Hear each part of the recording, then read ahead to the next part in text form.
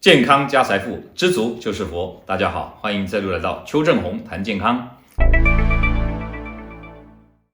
今天我们回答一个问题是，有人问说邱医师，自体脂肪隆乳可以维持几年啊？听说手术后一段时间又会消风打回原形这个问题我常常被问到。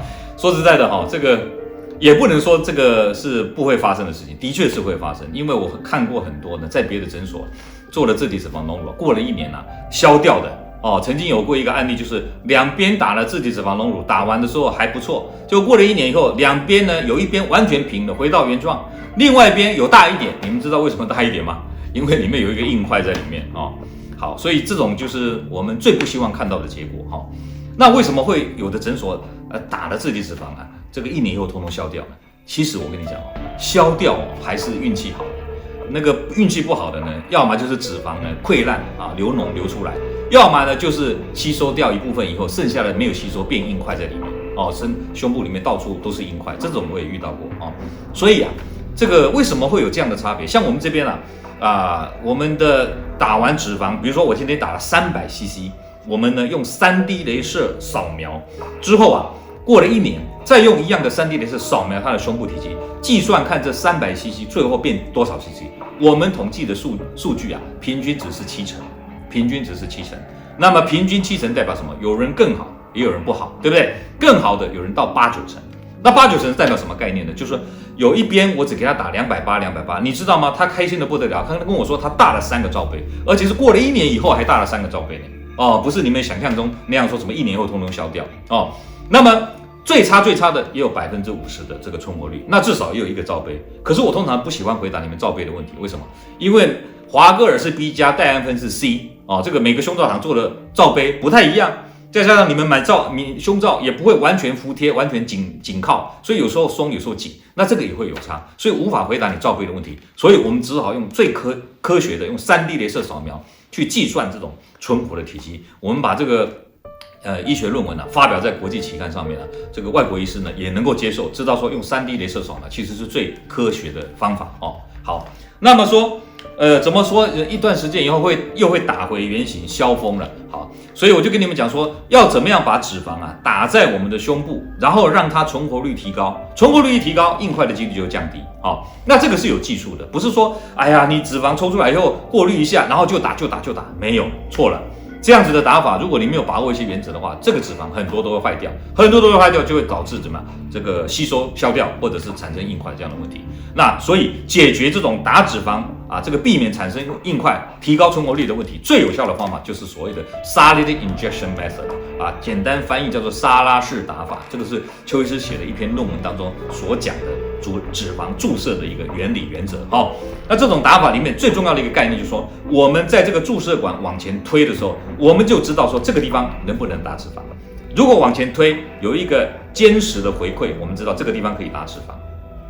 那如果我往前推的时候发现往前推的感觉是空的，表示什么？表示你推进去的地方呢，要么就是在脂肪堆里面，要么就是在血水里面。这种时候你打脂肪打进去，通常都会被吸收掉，或者变成硬块前不久大概2天前才有一个整形外科医师，他很客气很有礼貌，他问邱医师说请问老师怎么样脂肪打到我们的体内，避免产生硬块？我就把这个方法教给他，他也觉得很有道理所以我今天回答这个朋友的问题，就是说自体脂肪隆乳呢打进去以后，什么叫维持几年？维持永久了，维持几年我们在10几年前打自体脂肪的女生当时邱医师的技术应该说是没有现在这么的好。我一边大概只有打240到250cc。过了10年之后，这些女生呢，有的结婚了，有的生小孩了，她们回到诊所来要找邱医师咨询。我说你胸部现在怎么样？满意吗？你知道吗？居然每个人都跟我说很满意。为什么？他们回来是因为腿又变胖了，肚子又变凸了，所以想要再雕塑身材，所以回来找邱医师。你知道吗？每个人都跟我说胸部很满意，没有问题。好，为什么会这样？因为呢，他那个时候比较瘦，过了10年有点变胖了。结果呢，一变胖以后，胸部还变大，变得比以前更大，当然就更满意嘛。所以你要问我说，自体脂肪隆乳可以维持几年？我跟你讲，不但可以维持永久，而且呢，你年纪大、代谢差以后，体重会增加个1-2公斤，你的胸部还会更大、更漂亮。打出好的自体脂肪隆乳就是有这样的好处。所以我跟你们说，找到一个技术好的医生帮你做自体脂肪隆乳，绝对不可能什么1年后消风变回原形啊，那个一定是脂肪完全没有活下来才会这样子。这个隆乳的费用啊，为什么各家落差这么大啊？想做自体脂肪隆乳啊，又怕后悔啊，该从何处观察评估啊这个医师手术的能力啊？好，第一个问题啊，隆乳的费用为什么落差很大啊？我们知道隆乳主要分2种嘛，一种叫做假体隆乳啊，一种叫自体脂肪隆乳。所谓的假体隆乳，那就是说用果冻矽胶或者现在比较新的叫摩的啊这种假体来把它塞到我们的需要的地方，比如说胸部塞进去之后呢要多大它有多大只不过是说它是一个手术，会有手术的风险。那么因为它是塞在肌肉下方，所以呢，如果你的皮肤很薄的时候，有时候外形会不自然，加上这个假体年久失修以后，可能会有一些挛缩啦，或者是位移变形的问题，这些不一定会发生，但是有可能会发生这样的一个状况这是假体隆乳那么假体隆乳费用有可能差很多对不对？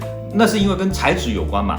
成本就不一样了，比如说你盐水袋那个很便宜，对不对？可能1-2万块那盐水袋2颗就有了。可是如果是摩的隆乳，你们知道吗？摩的隆乳现在为什么做一次手术要跟你收30几万？是因为那个摩的的材质本身就很贵，医师只是收一点这个手术费、麻醉费或者一些技术费、其他的护理人员的费用。第一个差别的原因就是在于材料的不同那么医师手术技术的高低也有点不一样，所以呢，我这样讲好了，如果今天一个医师呢，他为了要这个要多一点病人，因为他可能经验技术还没那么多，那他一定要低的价格来吸引这个病人上门嘛，对不对？那如果一个医生呢，他风评技术已经很好，很有知名度，有一定的这个水准在那边，其实他犯不着用低价来跟人家抢病人，对不对？因为可能就已经有很多病人会介绍病人给他了所以这个是我跟这位朋友解释说，为什么假体隆乳或者是自体脂肪隆乳价格会差异那么大的原因。其实你可以很正常的来思考嘛，像餐厅你去吃饭，你也可以吃路边摊，可能100-200块你就吃的非常饱了。那你也可以吃高级餐厅，那个高级餐厅有的是什么怀石料理或者是一些精致料理，可能一顿餐吃下来8、9千、1万多块也有对不对？那你会问这个为什么吃一顿饭价钱差那么多吗？所以你不会问嘛。那么另外一种方法就是说，好，你买包也一样嘛，你买一个包，可能这个在夜市里面买的包很像真品，可是呢价格非常便宜，对不对？那你到那个名店101里面的名店去买一个包，可以几十万的一个包也有对不对？上百万的包都有，可是还有人排队等着要买那个上百万的什么铂金包呢，对不对？那你要问说，包包都是拿来装东西，只是上街装个这个装钱装什么车票信用卡之类，为什么要那么贵那你可能就会有不一样的思考。所以一样的道理，一个医生他累积他的经验跟技术，这个是有价的。怎么样选择一个好的自体脂肪隆乳医生？其实很简单，你不要纯粹以价格来取向，你应该找的是有这个知名度高，或者是风评好，或者是案例多、成功率高那么呢，他本身呢受到很多肯定的这种医生呢，是比较值得信赖的医生。很多病人来邱医师这边问一问，过了3个月以后，又回到我的门诊。我看他3个月前来过，我问他说，你做了没？他就说他做了。我说，那你做了自体脂肪隆乳，那就好了，为什么又回来找我？你知道他怎么说吗？他说，邱医师以为那一家诊所呢价钱比你便宜，结果他说去了做了以后这个要加钱，那个要加钱，加一加呢跟你差不多。那我说没关系的，你都已经做了就算了嘛，对不对？过去的事不要在那边懊恼了，都已经做了就勇敢的接受它吧。结果他讲一讲就掉眼泪了。我说你怎么了？他说呢，邱医师，我现在这边一个大硬块，这边3个小硬块，你给我摸摸看。我一摸，那真的像石头一样他说邱医师现在怎么办？我说这个是他打出来的，他要帮你处理对不对？一般来讲，一个有责任感的医生，就是如果做出一个有并发症的状况，理论上应该他有能力来处理我就跟他说，让你回去找原来的医生，请他帮你想办法解决你的问题，对不对？如果他会做就他做，如果他不会做我可以教他那他来问我都可以教他。但是如果你要在我这边做，因为我就必须有一些麻醉费、一些人事人员消耗的耗材的问题，所以这个时候我就会跟你收费他听完以后他就回去了所以我今天就是要跟大家讲说，你看看你买包你买一些用品、车子，你都知道说自己要用的东西如果你有这个能力，当然你要花多一点钱买品质好一点的，你都会知道要这样子。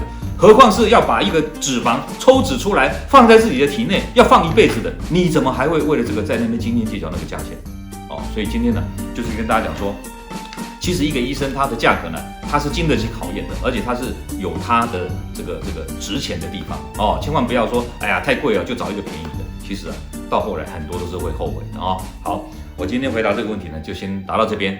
欢迎大家订阅我的频道，按赞分享，按小铃铛啊，获取最新的讯息。好，我们下回再见啦，拜拜。各位朋友，如果你喜欢我们今天所讲的，请在下面按个赞。如果你对我们的内容感到兴趣，想要获得最新的讯息，请按订阅。下回见。